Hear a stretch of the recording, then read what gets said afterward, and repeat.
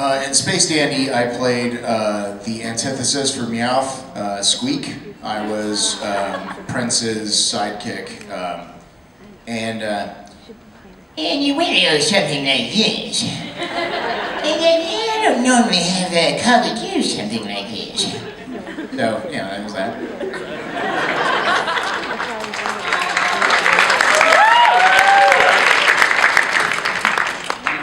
Do it. Nobi and Doraemon.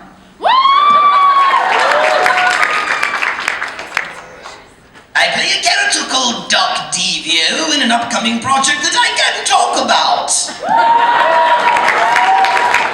I did a project a couple years ago. I don't even remember what it's called. It only played in Canada, but I played a character called Obscurio, who was just always pissed off.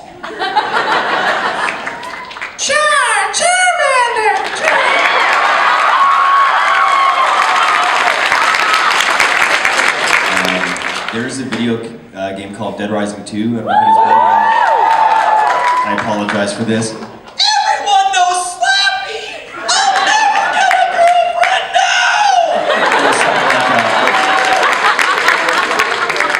Furthest out of my range, I guess, has been a couple of times I've done Roger Rabbit for different projects. Really, Eddie? All the times you pull them? You seem like a very sensible and sober pal. It's hard to do today. I don't know. So since Funimation has hired a lot of high-pitched voices lately, I get to play this a little bit more, and I kind of like it. Great. All right. Back to your white gloves.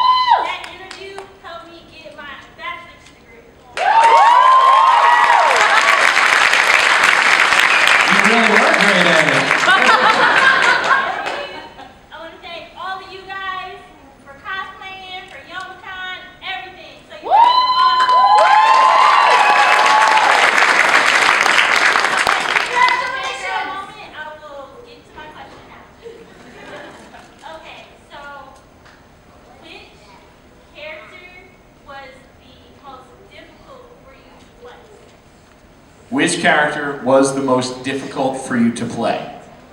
So, anybody want to start this one? Anybody? Yeah, Harry from Gungrave. I played on that show. It was the first time I played a villain, and but he's a murderer. He kills his brother. He's a terrible gangster, but he's got to be likable. And so trying to find, and so it wasn't difficult vocally. It was just my voice, but it was just really hard to find just the right way to go so it didn't sound cheesy or awful or something like that. And it was a really big acting challenge, which was what made it probably one of the most fun times I've had in the booth. Cool. Let's head down this way. Robbie, you want to go next? Yeah, sure. I'm playing a Marvel character coming up, just like our gentleman down here, and it's one of my favorites, and it's difficult because I'm terrified about doing a good job at it. Not because it's particularly hard, but because I love the material so much that you want to do a good job about it. So that's my answer. Pretty vague, I know.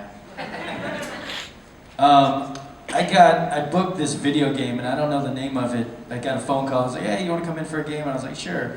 And so I show up and I get the sides and it was like Goblin, like a number or whatever. And I was looking at it and all it was just vowels. And I was like, "What is this?" It's like, "Oh yeah, you're just making goblin noises." And I was like, "Alright." And so I was like, "You mean like that stuff?" And then he's like, "Yeah, do that." And so for 4 hours I just did, you know, like, and then he's like, "Now you're on fire, now you're being stabbed, now you're falling off a cliff." So I did that, like I said, for 4 hours and lost my voice and lost a job. I think actually it might have been a job that you were directing. No, it wasn't? Okay. There's a job. I do real It's all your works. fault. was a job I was supposed to do like a young kid voice, but I couldn't do it the next day, and so they had to recast. So, anyways, I don't know the name of the game because they don't tell us all the time. Sometimes No, it's like they it says don't tell Namco or something. My first time working on a video game, I got called in to do a Sith Lord inspired role, which, as a Star Wars fan, I was like, yeah. And I went in and, it was, like, your mercy shall be your downfall, something like that. They were like, yeah, that was too much emotion. I was like, oh, okay. Your mercy shall be your downfall. Yeah, see, you kind of had like an upper, you kind of had, I felt something there, could you just take it out? And so I basically was just like trying as hard as I could to just be monotone the entire time, which is really difficult for me. And yeah, that was a really long hour session. Yeah, that brought back memories of a series that I was in called Tai Chi Chasers. Yeah, of course. That's why it's not running anymore. It was airing nationally on the CW. But it was the thing. I played a character named Finn, and it was a show about a card game, which is very fresh and original. But I played this character named Finn, and it was the thing where the producer kept going. He's like, Steely, Tom, Steely, he's Steely. I'm like, okay. So everything just ended up kind of like this, and then there'd be things where in the animation where he's like, throwing his hand up in the air and he's screaming and he's firing lightning at somebody, and I'd be like, whatever, like, lightning trap, go! And he's like, no, Steely. I'm like, are you watching the same picture that I'm watching? I'm like, look at what he's doing. And I had to you hate having to do that as an actor every now and then if you have to kind of fight with the director or the producer. I'm like, guys, are you going to reflap this, or are you changing the animation? Because look at what's there. How can you, So, and I ended up winning that battle, which was good. But that really brought me back to that. And then other ones are like what Johnny was saying, things that are just physically hard on the voice. I get a lot of work playing monsters in things, not just Pokemon, but in other things, in other games. And then one that I know you're gonna know is a guy named Jammerhead. From Teenage Mutant Ninja Turtles, and because everything he said was, "You fungoids just made my list," and he didn't have like a volume switch. It was just, yeah, right, and everything was there. So I remember like the sessions for that, I would like cap him at 2 hours. I'd be like, I don't want to do that for longer than that, and then so with scheduling wise, sometimes. Every now and then when it was a Jammerhead-centric episode, he was a Teenage Mutant Ninja Turtles villain. That was a super fun character, but physically difficult. When we're talking about video games, like Slappy, who I was mentioning before, was kind of tricky because you don't just do the dialogue, you do all the exertions, all the possible exertions. So there's, page after page of all these crazy high-pitched whistles and wheezes and all that kind of stuff. So that's kind of difficult. Also, working on Dragon Ball Z was a bit of a chore. For the same reason, you do 4-hour sessions of screaming all the time. But, one that I probably found a little bit more difficult even than those, and it's not because of the voice, was a character called Rock in Black Lagoon. And the only reason there's nothing really crazy about the voice, but at one point I have to speak Japanese. I had like 30 lines in Japanese over the course of 2 episodes, and I do not speak Japanese. Okay, I speak a little Japanese. No, I pronounce a little bit of Japanese. So, but with such a respect for the language, because in my opinion it's just the coolest sounding language there is, it was just practice, and phonetically try and work that stuff out. When you put a lot of pressure on yourself, sometimes it becomes hard. But it worked out in the end, so there you go. Sometimes you have to play the additional roles, the parts of others. For me, it's been soldiers who are lit on fire, and you know the scream you have to do when you're on fire, guys. Well, this one particular guy was lit on fire and pushed off a cliff, so he's on fire and he's falling, and then he hits the ground, and then it takes another 5 seconds to die. That was vocally very stressful.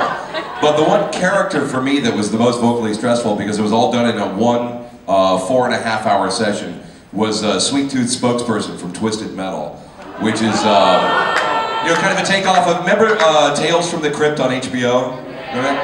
Greetings, boys and ghoulies! So imagine doing that voice for 4.5 to 5 hours in a studio, and that's the one time that I could not record for a couple of days. That was back at 989 Studios, so that's back in the day. That's a good 15 years ago, but I literally lost my voice after doing that. But it's still my favorite character, I think, next to Duke, because he's so freaking maniacal and evil, and I love that. I want to be a bad guy. Did I mention I like playing the bad guy?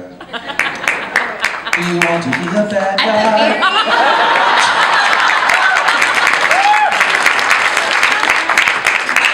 At the very same time, I was cast as Happy the Cat from Thank you. I was cast as Mazette from Rosario Plus Vampire. Thank you. And those two characters are completely opposite of each other. And so if they cast me, so if I had to play, if I booked Happy in the morning and Mazette in the evening, it would be like super, super high energy, and then the director would have to fight me to bring that energy down, which is not, my natural energy level is like, rah! So I'm more close to Happy. And if I played Mazette in the morning, they'd have to, in the evening, try to bump that up. So give me coffee or whatever, you know. So doing like the two things opposite each other, that was a huge strain. I got to play Michelle Pfeiffer version of Catwoman, and thank you. And that was really fun to be able to watch clips from the movie and stuff, and then try to pull that voice from her. And that was a challenge, and it was really, really fun. So, yeah. All right. You pick something. How about you? Yeah, you. Yeah, you. Me? You.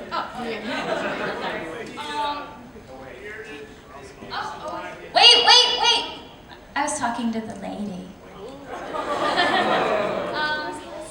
Do you guys have any celebrity crushes? Any celebrity?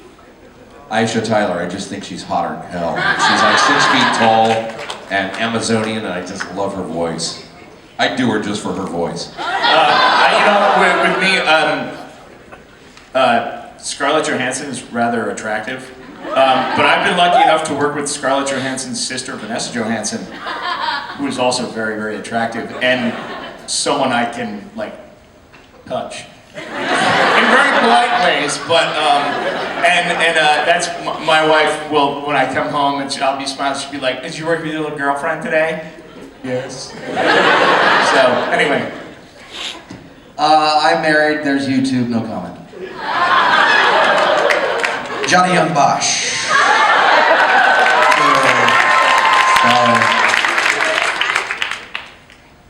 Keira Knightley is the real answer.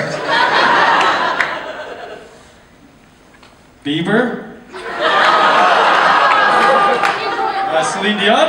No. All right. Vince Mignon. Queen of the Beat movies, Linnea Quigley. If you don't understand, watch Return of the Living Dead. The graveyard scene. You will understand.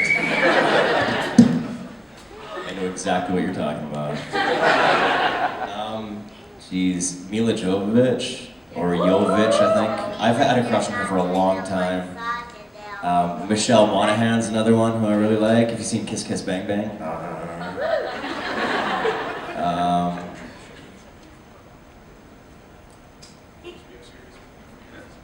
Nice. Cool. I got more too. Claire Danes. That was these are from my so-called life back in the day. Oh, and one of my very first ones, Diane Lane. From The Outsiders and Six Pack starring Kenny Rogers. The list goes on, wow.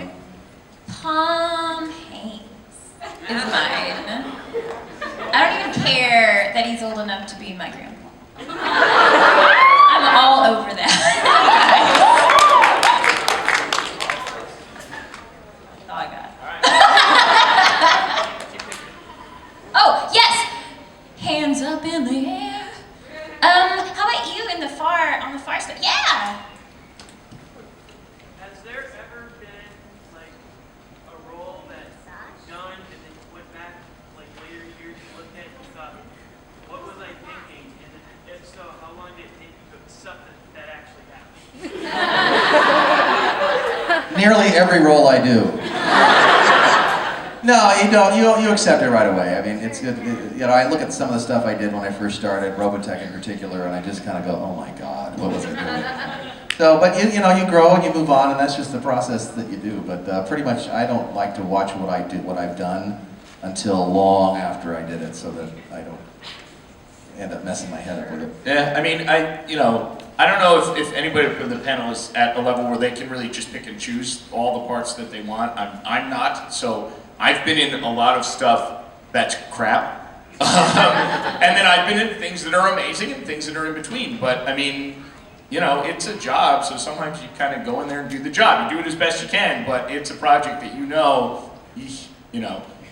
so yeah, it happens. Back in my on-camera days, I've been in some spectacularly bad horror movies. I mean, so bad, and I love them all so much because they're so bad. There's a few, but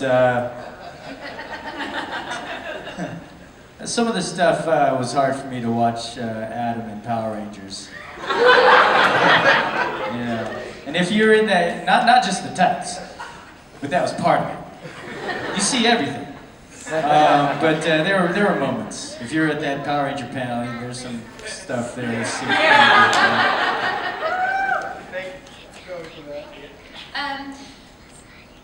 Sorry, I blanked on the question for a second. Yeah, I don't do that. I watch my stuff long enough to judge my performance, take notes from it, and then move on. I can't handle it. If I watch the first roles that I did, I can hear the fear in my voice. I can hear that tremble of, what if I forget how to talk? What if I forget how to read? Oh gosh, this is my last role, I'm gonna screw it up. Like, that's what I hear when I watch myself from way back in the day. Now I'm at a point where if I see some things, I can really say, hey, I nailed that. Or, hey, I really screwed that up. But, so I've gotten better at it, but yeah, it's kind of tough. I think I have to go back to when I used to do on-camera stuff as well. There's some pretty horrible things that I do. I don't even want to mention them because you might be able to find them somewhere. But we're all family here, so I'll challenge you by throwing one out there. This is a ways back. It was a video board game, so that tells you how long ago it was. I was pretty young. And it was called Party Mania. And so it's like a game that a bunch of girls would get around theoretically and play and pop in a video, and then they could cue it up to certain points and whatever. And I went to read for it, and I was reading for one of the cool guys, whatever. And I got a call back. So I'm like, okay, sweet. They said, Brad, we're calling you back. We'd like you to read for the geek. Well, that's a big confidence booster, because I got it. So I was one of the Schlumper brothers. And they're like the zonk, the whammy, the wah-wah. When you roll bad, you get like, hey guys, come to our party, we're gonna have lots of fun. And like the goofy glasses and all kind of stuff. We're in a laboratory, like making crazy things. It was really embarrassing, and such is life. What year was that? It was a long time ago. It was ages ago. It was back when they had video cassettes. It was VHS, no big deal. I had those games, that's why I asked. See, I shouldn't have said nothing.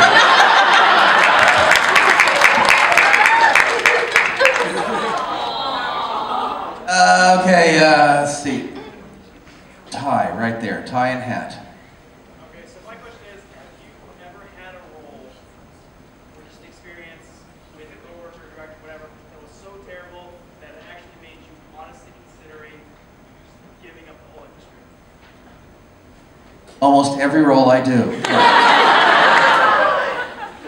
Not the whole industry.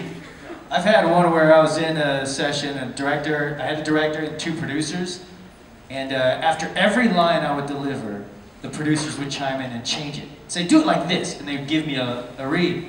And as an actor, you start feeling like a puppet. And you're like, why am I here, And so it's just defeating, and inside I was like, The second day it was the same thing. I was just getting frustrated. And I was like, man, I really suck. I'm terrible at this. And then I'm just looking at the director, and he's like, sorry. And then I do this line, I can't remember the line. And then one of the producers, he's like, hey, can you say that line a little more happy? I'm like, yeah, sure. So I'm gonna put a smile on it, say happy. And then, so I do it that way. Then the other